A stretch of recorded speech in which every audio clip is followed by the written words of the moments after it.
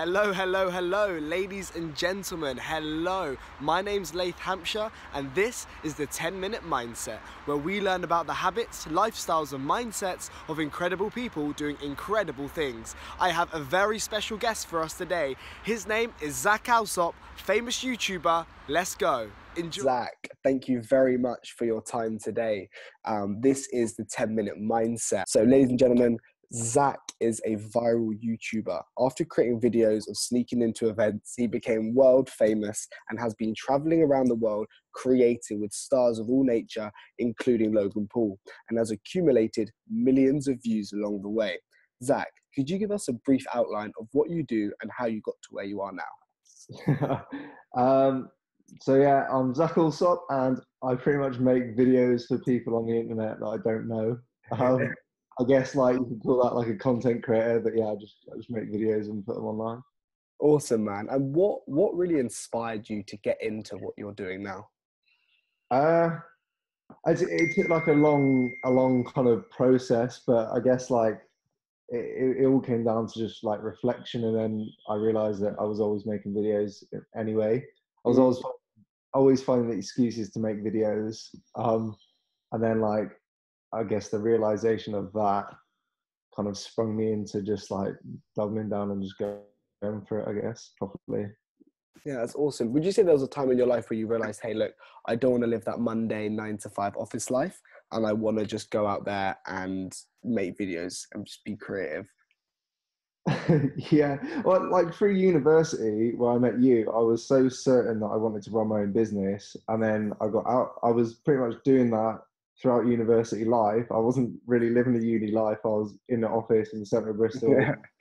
doing crazy hours, and then after university, I was still doing that, but it added like kind of a commute onto it, and then it was like a real taste of the real world. It wasn't like it wasn't like my uni experience. It was just different. There was something off. And it was, I remember one day I was just on the bus on the way in, and I just wrote like 4 pages on basically what I was thinking. I was looking around on the bus and just seeing like people all with their headphones in, head down, like gloomy and stuff. And I was just like, it was from that point where I couldn't think of anything else like to do other than that. That was like my answer, which I'd kind of reflected and thought on before, but it was like kind of really obvious at that point where I was batshit tired, just like Yeah.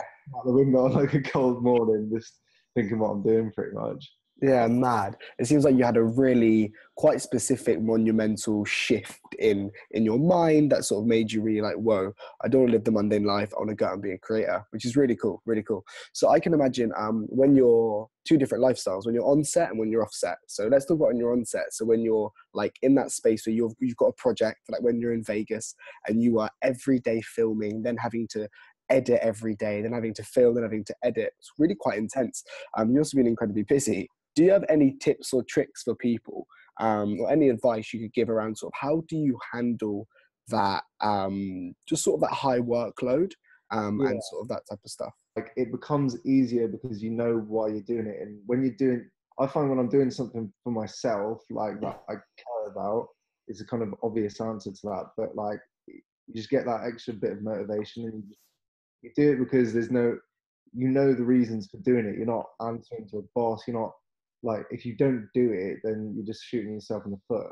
I know what I want, and I've made that kind of pretty obvious. So if I'm not doing what I need to do, but in terms of like just all out knowing what I want to do, and then a case of doing it, like when I set my mind to something, it's kind of, I get quite obsessive with that one thing and Make it happen. Yeah, awesome, man, awesome. Because you've definitely got really big entrepreneurial traits, and that's what's allowed you to be in that, live that entrepreneurial life, then go into something like this and be able to create such success, which is just that ability to really work hard under pressure as well. So would you say that you have any habits or traits that you've sort of built over the years that have just allowed you to really have that mindset that is focused and always looking towards that goal? I'd say the first one is, as you said, just like mindset kind of thing. The things that I wouldn't really notice that I'm doing now that a few years ago wouldn't be like kind of second nature to me. I find like your inner thoughts, you always kind of question yourself, and there's like the logic, I guess, but sometimes you just need to completely ignore that and just do the opposite. So I guess that is now become more of like a kind of natural thing to do. Whereas like pushing myself outside of my comfort zone, and then like just that feeling of like kind of worriedness or like kind of nervousness is like turning that into a more positive energy rather than just like letting it kind of get you down. That's awesome, man. So just sort of really managing your thoughts, and whenever you're feeling that sort of tired energy, just trying to transmute it into sort of like a positive energy, just to allow you to just stay focused over a period of time. What has been one of, or if the most fulfilling moment of your career so far? The whole thing that got me to where like I am today was the whole McGregor thing. Like I pretty much got a text from Jamie, you know, and just telling me to, and I was sneaking into things before that. You got to remember, me and Jamie had been doing sneaking into places we shouldn't be, kind of documenting it, not properly, but it started off as like an idea. The first video we ever done was the Olympic thing, and that didn't really like pop online. So I was feeling like pretty robbed. I was like, since I was a kid, like I wanted the viral video. Like me and my mate Ben has always said, like if we get 1 million views, that's like kind of a nice little bucket list tick there. So that one went across the globe. We was in like print newspapers, like on TV, everything, worldwide, like overnight news. But I didn't make the YouTube video because we had went out and got drunk. So I was like, by that point, the news wave had gone. So yeah, after that video, I was feeling really like I was owed a viral video. And then as soon as the McGregor Mayweather thing kind of popped and went so crazy, like that was, I still remember the moment, like I was down in Durdledor, like down on the coast with my girlfriend, just like we were sleeping in the back of the van, like double mattress. And I woke up and just like checked on my phone, and the video was on like 250,000 views. And I was like, and up until this point, I had like 400 subscribers, and they wasn't tuning into every video I'd done. Kind of 100 views plus, like. So at that point, I was like, oh shit. And I like could tell how unused to like getting kind of views on the video was, because like I didn't turn adverts on my video, so I lost out like on a load of money from that. No. Yeah, that one, like all day I was trying to enjoy it, like be present and like be on holiday, like escape. But I was literally just on my phone every 2 minutes. I was getting really excited.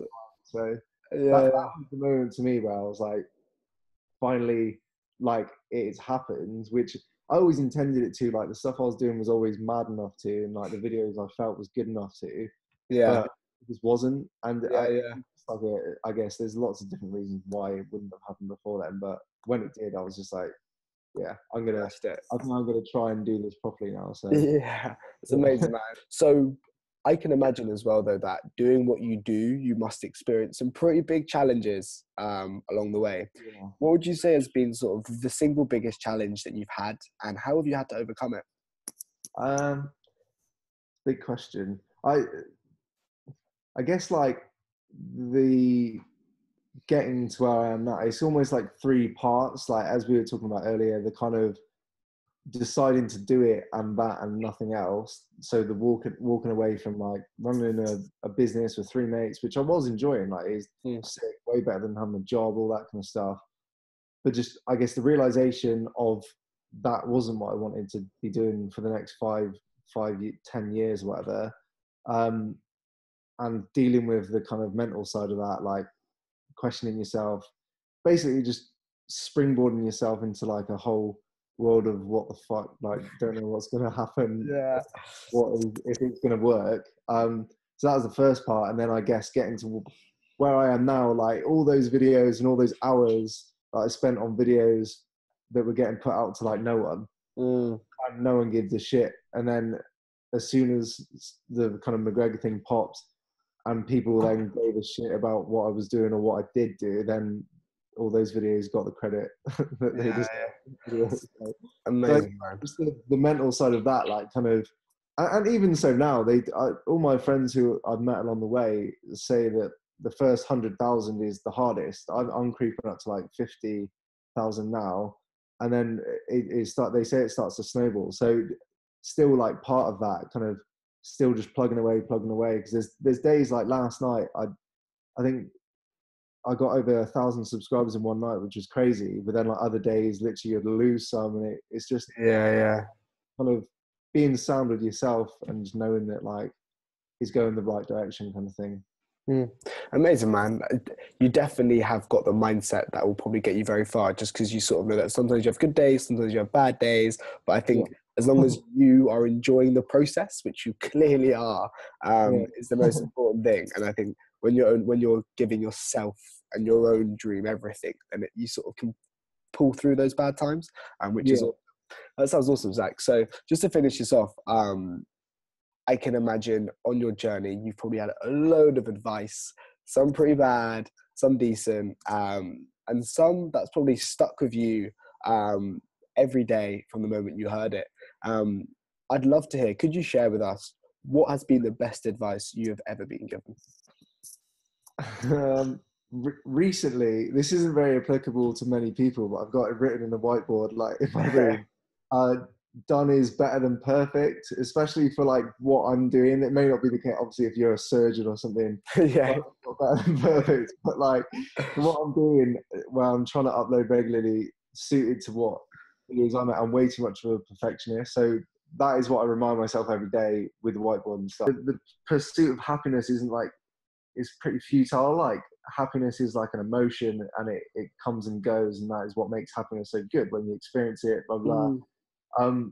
But it's kind of like when I became obsessed with trying to like figure out how to be happy, it was like all came back to doing something with purpose, doing something you enjoyed, and all that stuff. So then it became a mission of figuring out what that was. Mm. And the one thing that helped me do that was it was a mix between Will Smith and my dad. They said pretty much the same thing, but just in different words. And Will Smith was something like I think his dad failed.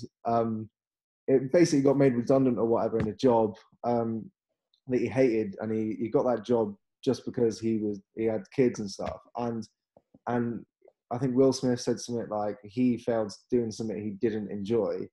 And as soon as you realize you can fail doing something you didn't enjoy, then you may as well try and do something you really fucking enjoy, because then you've got a chance of like actually doing it and then making that your job. So Awesome, man. Well, it's clearly stuck with you, stayed with you, and you clearly have a very prosperous future. And I'm sure anybody watching this knows where to follow you. Wow. What an incredible journey that Zach has been on, inspirational. It's great to hear. So ladies and gentlemen, I hope you enjoyed that. Thank you very much for listening and tuning in. Please like the video if you enjoyed it, subscribe to this page, and tune in next time for another episode of the 10-Minute Mindset. And of course, if you loved it, share it with a friend. Bye for now.